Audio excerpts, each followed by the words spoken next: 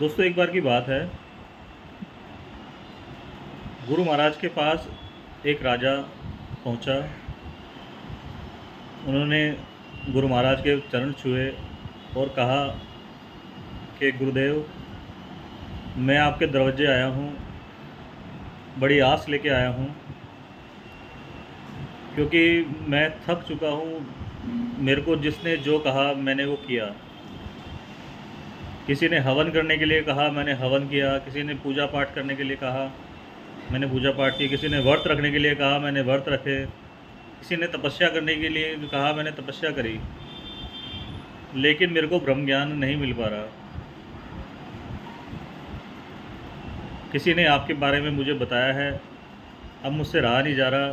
मैं काफ़ी दूर देश से आपके चरणों में आया हूँ।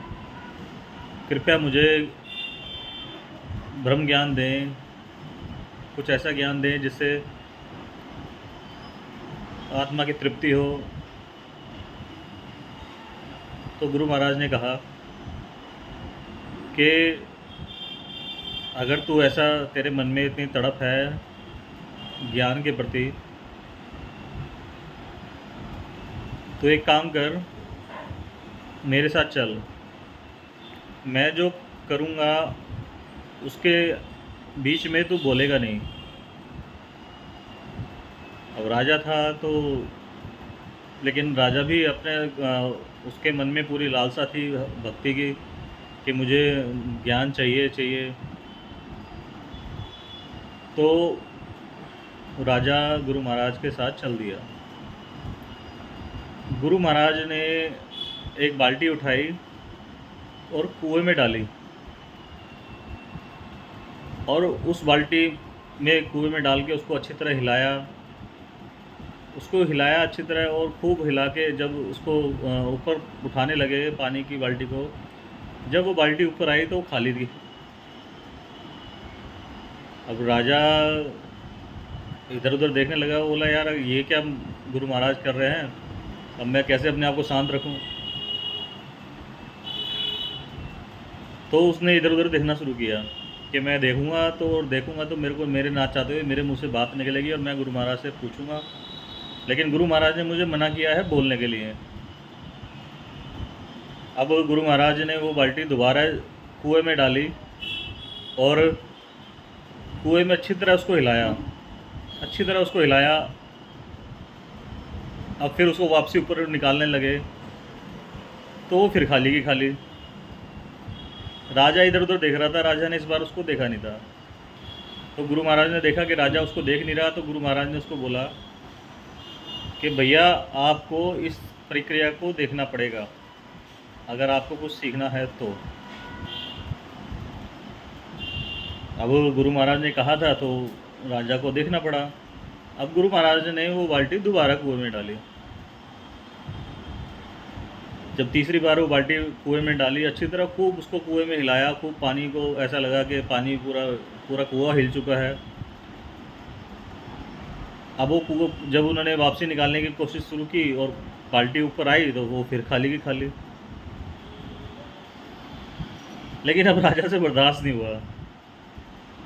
राजा ने गुरु महाराज को बोला, गुरुदेव, मेरे से बर्दाश्त नहीं हो रहा, क्योंकि आप जो बाल्टी कुएं में डाल रहे हैं उस बाल्टी के अंदर तली तो है ही नहीं, पैंदी तो है ही नहीं, तो इसमें पानी आएगा कहाँ से। अब गुरु महाराज ने तो उसको बोल रखा था, वादा कर रखा था कि भाई तू बीच में बोलेगा नहीं। अब तूने बोला है तो ऐसा कर, तू अब से यहाँ से चला जा। गुरु महाराज ने उसको भगा दिया कि तू यहाँ से भाग जा, तेरे बस की नहीं है। गुरु ज्ञान या तसल्ली से उसको गुरु महाराज ने भगा दिया। अब वो राजा परेशान हो गया कि ऐसा यार, गुरु महाराज पागल थे क्या, जो बिना तली की बाल्टी कुएं में डालते और फिर निकालते और उसमें पानी आएगा कहाँ से, भरी हुई बाल्टी आएगी कैसे जब उसमें तली नहीं है।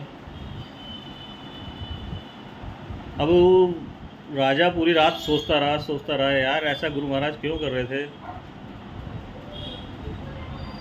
लेकिन सुबह होते होते उसके दिमाग में आया कि गुरु महाराज यही तो दिखाना चाह रहे थे कि बिना तली के कुछ भी ऊपर नहीं आएगा, कुछ पानी ऊपर नहीं आएगा। यही साधारण सी प्रक्रिया तो बता रहे थे गुरु महाराज।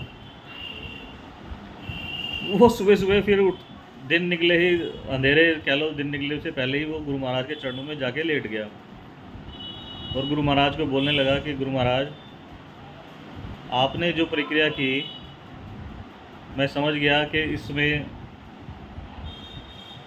आप मुझे क्या सिखाना चाह रहे थे।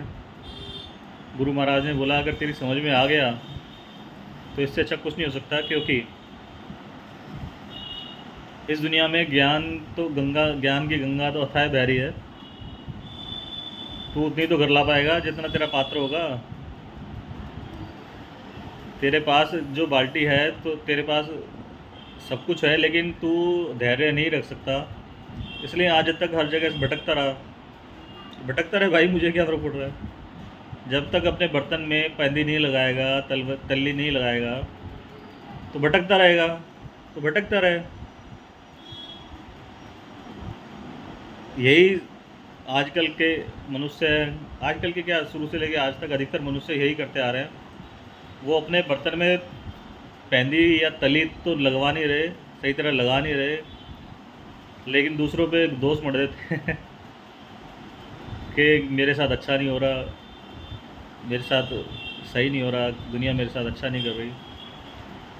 ज्ञान तो उठाए बह रहा है, आप अपने बर्तन में तल्ली लगाओ। जय गुरुदेव, जय भीम।